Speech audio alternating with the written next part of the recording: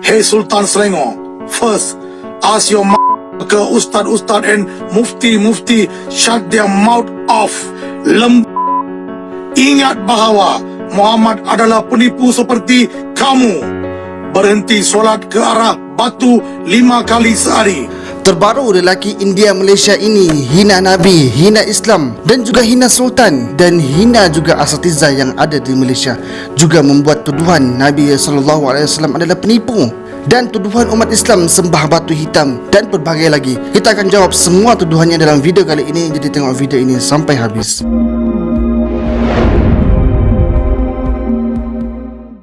Assalamualaikum warahmatullahi wabarakatuh. Salam sejahtera sahabat semua, apa kabar? Semoga sehat selalu dan diberikan kebaikan dunia dan akhirat. Sahabat semua, sebagaimana yang kita tahu, isu kalimah Allah pada stokin yang dilakukan oleh KK Mat baru-baru ini telah menjadi tular dan menjadi heboh. Makanya rentetan daripada perkara itu wujudnya individu yang lantang di media sosial. Mereka pula menghina Islam silih berganti sehinggalah diambil tindakan. Tetapi ia tidak habis sampai di situ sahaja, kerana pada 26 Mac 2024 baru-baru ini telah viral lagi video seorang lelaki India warga negara Malaysia yang bernama Ganesh Paran yang cukup kurang ajar dengan menghina Sultan, menghina Nabi dan juga menghina Islam. Non-Muslims against interfering in Islamic matter. I don't care if you are Sultan. I don't care about your power. I don't care what Satan you pray for 5 times a day. Hey Sultan Selangor, first ke ustad-ustad and mufti-mufti shut their mouth off. Don't run their mouth busybody interfering other religions matter. We are do respect who respect us. If you are not, we don't care who the blue in the hell are you. Think before you make an statement. Raja-raja Melayu, ahli politik belacan, Jakim dan mufti-mufti gila kuasa harap jaga mulut dan perangai ciplak celup kamu. Zakir babi naik, Rizwan teh tarik, Zamri mayat Kalimutu, Pondan Firdaus Wang sering membuat hal ganggu agama lain, mengejek, mencaci, tetapi bapa ayam PDRM Pondan Diraja Malaysia tak pernah ambil tindakan walaupun beribu-ribu aduan dibuat. Double standard law in Malaysia. Sultan Celup terlebih dahulu berdakwa kepada diri sendiri dan kepada otak bodoh kurang mufti dan pendakwa setengah 6 yang lain supaya tidak mencampuri urusan agama lain. Ingat bahawa Muhammad adalah penipu seperti kamu. Berhenti solat ke arah batu 5 kali sehari. Stop calling Allah. Where is your God? Satu kaum yang tidak rasa malu. Kamu adalah sultan yang memalukan bangsa Melayu. Lembu bodoh. Dunia telah berubah. Teruskanlah berdoa ke arah batu hitam di Arab. Jika kamu sakit hati, sebegitu juga bangsa kami disakiti oleh bangsa kamu. Lawan. Tetap kami lawan. வீழ்வது யாரா இருந்தாலும் வெல்வது தர்மமே. Goodbye. Pada video itu, pertama sekali individu Ganesh Paran ini marah kepada Sultan disebabkan Sultan memberi amaran kepada non-Muslim ataupun orang kafir untuk jangan mengganggu ataupun jangan masuk campur dalam perkara-perkara yang berkait umat Islam, yang berkait dengan Islam. Dan statement ini dikeluarkan pada 29 Desember tahun 2023. Dan berkait dengan isu kalimah Allah juga terbaru yang di Pertuan Agong Sultan Ibrahim kita turut murka kepada isu penghinaan kalimah Allah. Untuk pengetahuan saudara Ganesh Paran, Sultan-Sultan di Malaysia ini adalah sebagai ketua agama Islam sebagaimana dalam perlembagaan Persekutuan Perkara 3/2 Sultan sebagai ketua agama Islam dan juga Perkara 3/3 negeri-negeri lain juga agama Islam diketuai dan di bawah yang di Pertuan Agong. Jadinya daripada perlembagaan ini, tindakan Sultan-Sultan di Malaysia baru-baru ini adalah tepat kerana ia adalah tanggungjawab Sultan kita untuk menjaga agama Islam, untuk menjaga kemaslahatan umat Islam. Jadinya kalau ada amaran, tindakan dan sebagainya yang terkait dengan agama Islam, sama ada penghinaan ataupun campur tangan yang dilakukan oleh non-Muslim, maka tidak salah untuk Sultan dan umat Islam untuk mempertahankannya, membelanya, kerana itu adalah hak umat Islam sendiri, yang mana Muslim tidak akan pernah redha agama sendiri diperlakukan dengan cara yang tidak sepatutnya. Jadinya jika kamu hina Islam, secara tidak langsung juga kamu telah pun menghina Sultan. Tapi lelaki ini memang terang-terangan menghina Sultan kita dan juga menghina agama kita.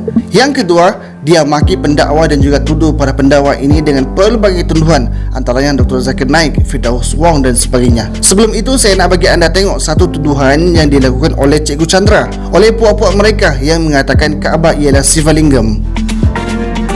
जटाटवी गलज्जल प्रवाह पावितस्थले कलेवलम्ब्यलम्बितां भुजङ्गतुङ्गमालिकां अवट्टमट्. Daripada video itu, maka wujudlah komen-komen dengan mempercayai perkara itu, seperti mana yang kita boleh baca sendiri terhadap komen-komen mereka dan terhadap tuduhan mereka kepada Kaabah.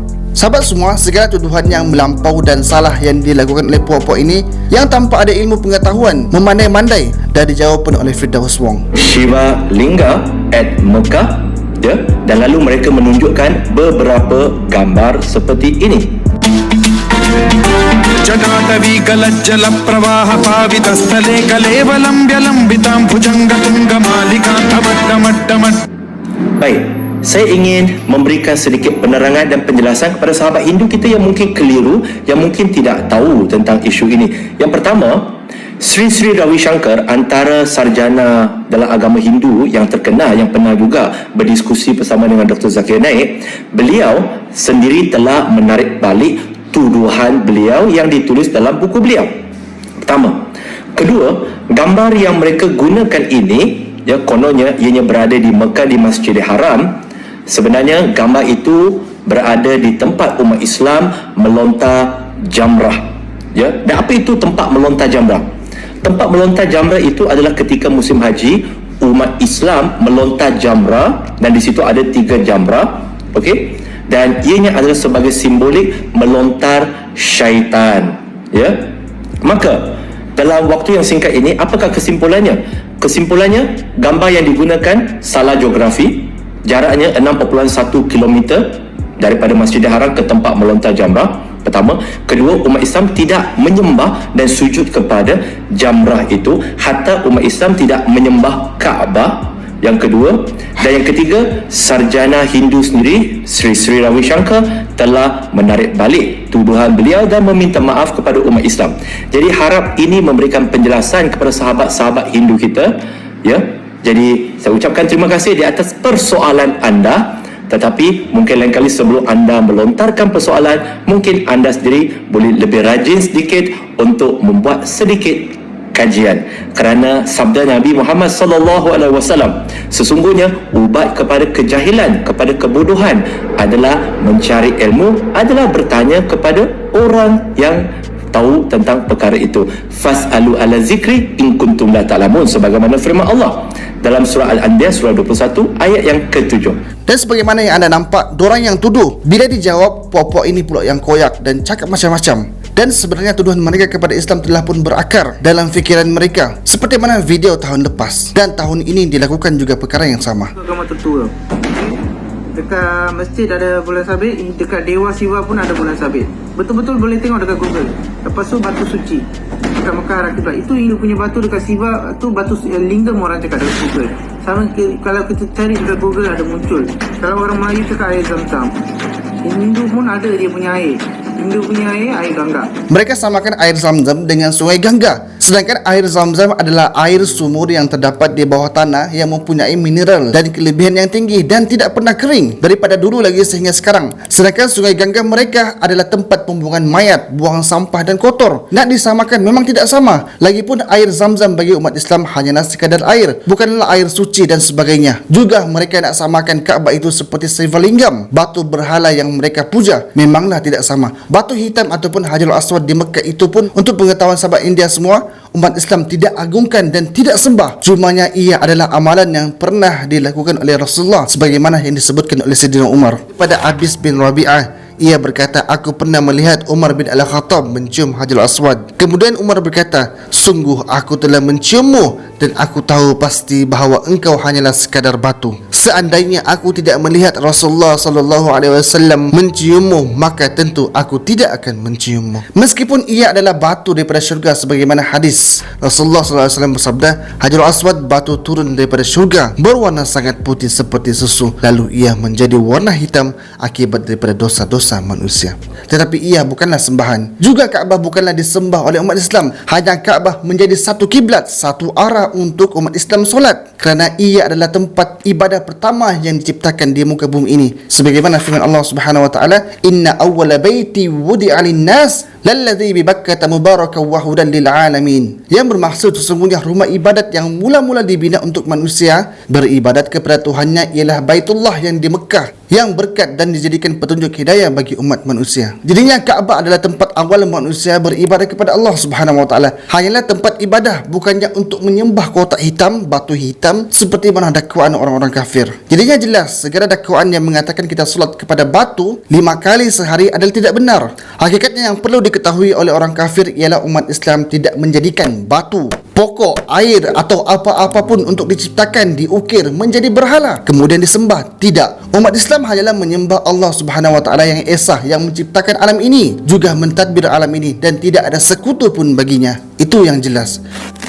Lembu bodoh. Dan berkait dengan lembu pula, umat Islam jadikan lembu sebagai sembelihan, sebagai makanan, bukannya sebagai sembahan, apalagi memakan najisnya. Kerana Allah Subhanahu wa taala tundukkan segala binatang untuk ternakan dan juga makanan dan tunggangan kepada manusia. Sahabat semua, bila ada tuduhan seperti orang ini, maka kita jawab dan terangkan kembali sebagaimana amalan dan sembahan orang India ini dah pun dibongkarkan oleh bekas penganut Hindu yang dah masuk Islam dan menerangkan kebenaran Islam. Seperti video ini. Kalau kita tengok orang-orang Hindu, saya nak fokus orang Hindu sekarang. Orang Hindu kebiasaan, bukan semua tapi cara umumnya very sensitif. Setuju atau tidak? Siapa dulu beragama Hindu? Dulu beragama Hindu. Setuju tak? Masa dulu agak sensitif. Okey, ini saya cakap jujur dan bukan saya nak mengkritik atau menghina siapa-siapa. Tapi saya nak cerita sesuatu ni dan kita kena ingat setiap benda berlaku ada angle positif, ada angle negatif. Kita fokus pada positif. Are we good? Okey, sekarang ni kebanyakan, saya tak kata semua, tapi saya kata majoriti orang Hindu dia kuat beragama. Pasal nak pergi kuil, pasal nak sembahyang atau apa-apa, dia kuat agama. Tapi cara sembahyang lain-lain. Dia tak semestinya kena pergi kuil. Orang Hindu ni kalau sembahyang, dia biasa boleh sembahyang di rumah pun. Saya dulu kalau pergi ke kuil, setahun sekali, setahun 2 kali. Tapi masa saya kecil dulu, setiap hari akan sembahyang. Sembahyang di mana? Di dalam rumah. Kecuali hari-hari tertentu tak boleh sembahyang di rumah. Bila ada wanita dalam keluarga kita yang datang bulan. Boleh faham ke? Okey. Perkara ketiga, kebanyakan orang-orang Hindu dia kuat agama, tapi dia tak semestinya faham agama tu. Macam mana Ustaz Fitri bagi tahu tadi, dia pecahkan pada 3 kategori, betul tak? Satu, yang sembah berhala dan betul-betul percaya berhala itu sendiri Tuhan. Kategori kedua yang Brother Fitri kata apa? Dia sembah berhala, tapi dia kata berhala itu bukan Tuhan, tetapi melambangkan Tuhan yang mana akal manusia tak boleh nak langkaui. Dan kategori ketiga, langsung tak sembah berhala. Majoriti orang Hindu yang kita akan jumpa daripada kategori kedua. Dia sembahyang, tapi apa yang disembahyang, apa yang dia baca, apa dia buat, kebiasaannya mereka tak berapa faham. Are we good? Okey. Tetapi bukan saya condemn. Hari ini ramai juga orang Islam yang solat. Betul? Tapi kita tanya dia, kalau kita tanya orang Islam sendiri, apa yang anda baca? Apa yang anda amal? Ramai juga akan jawab, tak tahu. Betul ke tak betul? So saya bukan nak menghina siapa-siapa, saya cerita realiti yang berlaku. Okey. Dan sekarang ni bila kita berjumpa dengan orang-orang Hindu, kita nak berdakwah. Bila kita berdakwah, bukan bererti kita convert dia masuk Islam. Kita tak boleh nak convert orang lain. Surah Baqarah surah nombor 2 ayat nombor 272, Allah Subhanahu wa taala berfirman yang bermaksud bukan kamu bertanggungjawab untuk beri hidayah. Allah yang beri hidayah pada siapa-siapa yang dihendakinya, betul tak? So bila kita berdakwah bukan convert dia masuk Islam. Kita berdakwah menyampaikan maklumat, menyampaikan mesej apa itu Islam. Yang boleh convert hati seseorang hanya Allah. Of course harapan kita harap dia memeluk agama Islam. Dan dalam kita berdakwah tidak boleh langsung kita gunakan penipuan, tipu muslihat. Boleh faham ke? Ataupun kita bantu dia kebajikan, lepas tu kita trik dia untuk masuk Islam. Tak boleh. Dalam agama Islam, kita kena sampaikan mesej secara jelas dan dia terima, insya-Allah. Okey, pendekatan kita nak berdakwah dengan orang-orang Hindu, dia emosi kan? Emosi tak semestinya negatif ya. So cara pendekatan yang terbaik bukan kita cakap macam akademik, tapi cara terbaik pada saya adalah kita berlaku baik dengan mereka, baik dengan orang-orang India ni. Patutnya bukan dengan orang India aja, kita kena baik dengan semua manusia. Setuju? Okey, kerana masa sangat-sangat terhad, saya bagi sedikit perbandingan agama. Orang Hindu majoritinya percaya kepada Trimurti. Apa tu Trimurti? Brahma, Vishnu, Shiva. Brahma adalah Tuhan yang mencipta seluruh alam. Vishnu adalah Tuhan yang mentadbir alam ini. Dan Shiva dikatakan sebagai yang akan memusnahkan alam ini. Are we good? Dalam agama Islam ada tak kepercayaan ini? Ada. Tapi dalam Islam macam ni. Allah yang mencipta seluruh alam. Allah yang mentadbir sekalian alam. Dan Allah juga yang akan memusnahkan seluruh alam pada hari kiamat. Betul ke tak betul? Setuju? So bagi orang Hindu, dia kata Tuhan pencipta Brahma. Brahma dalam bahasa Sanskrit artinya apa? Maha pencipta. Okay, the creator. Kalau saya translate Brahma dalam bahasa Arab, dia akan jadi Khaliq. Artinya maha pencipta. Kalau Vishnu dari segi Sanskrit artinya adalah yang maha mentadbir, the sustainer. Kalau saya nak translate Vishnu ke dalam bahasa Arab, artinya ialah Rabb. Boleh faham sekarang? Kemudian ketiga-tiganya ada pasangan. Pasangan kepada Brahma adalah Saraswati. Pasangan kepada Vishnu adalah Lakshmi. Dan pasangan kepada Shiva adalah Parvati. Kalau Saraswati, orang Hindu akan sembah Saraswati untuk ilmu. Nak dapatkan ilmu, muzik, mereka akan sembah Saraswati. Kalau yang ambil exam dan sebagainya, biasanya dia akan menyembah kepada Saraswati. Dan sekarang dalam Islam, siapa yang bagi ilmu? Allah. Kalau orang Hindu, kalau dia sembah Lakshmi adalah untuk kekayaan, rezeki. Dalam agama Islam, siapa yang bagi rezeki? Allah. Dan mereka kalau sembah Parvati, Parvati juga dikenali sebagai Aman ataupun Shakti. Okey, Shakti artinya maha berkuasa. Dalam agama Islam, siapa yang maha berkuasa? Allah. Ini cara peribadi saya. Saya melihat orang-orang Hindu sebenarnya mahu menyembah Allah, tetapi mereka tak faham konsep tauhid yang ada dalam Islam.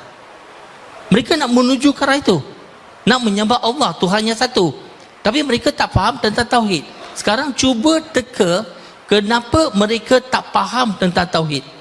Sebab orang Islam tak sampaikan dakwah kepada mereka. Betul tak? Dan siapakah dia orang Islam hari ini? Saya masih ingat lagi semalam. Sahabat semua, orang ini dah pun menghina Nabi SAW dengan tuduhan yang dangkal. Untuk pengetahuan non-Muslim di luar sana, Nabi kami digelar sebagai Al-Amin yang bermaksud orang yang dipercayai sewaktu hayatnya daripada kecil sehinggalah ia menjadi Nabi. Segala ucapannya adalah benar dan Al-Quran yang diturunkan kepada Nabi pun adalah benar. Ia adalah kalamullah. Kajilah dan buatlah perbandingan dengan semua kitab suci daripada semua agama. Tidak akan pernah sama dan Al-Quran adalah cahaya juga panduan kepada semua umat manusia. Jadinya sahabat semua, daripada ucapan orang ini tidak lain hanyalah kebencian yang cuba dilampiaskan sehingga memukul rata semua pihak dengan menghina, mencercah dan membuat tuduhan yang dangkal kepada Islam, kepada Nabi dan juga kepada Sultan, dan tuduhan yang tidak berasas. Apapun pihak berkuasa sedang mencari lelaki ini yang bernama Ganesh, jadinya bila dah kena pegang nanti jangan terus jadi OKU dan tiba-tiba menjadi bodoh. Sahabat semua, sebagaimana dalam perlembagaan Malaysia, Islam ialah agama rasmi dan agama lain bebas diamalkan. Tetapi dalam perkara ini yang hina kalimah Allah adalah non-Muslim. Yang pelek dan komen juga mengenai Islam bukanlah Muslim. Bila Muslim bangkit dan bela agamanya, tiba-tiba Muslim pula yang salah, Muslim pula yang berlebihan, sedangkan mereka lah yang memulakan. Makanya adalah menjadi hak kepada Muslim itu sendiri untuk mempertahankan haknya di dalam negaranya sendiri. Semoga Allah memberikan kekuatan kepada kita semua dan diberikan kebaikan kepada kita di dunia dan juga di akhirat.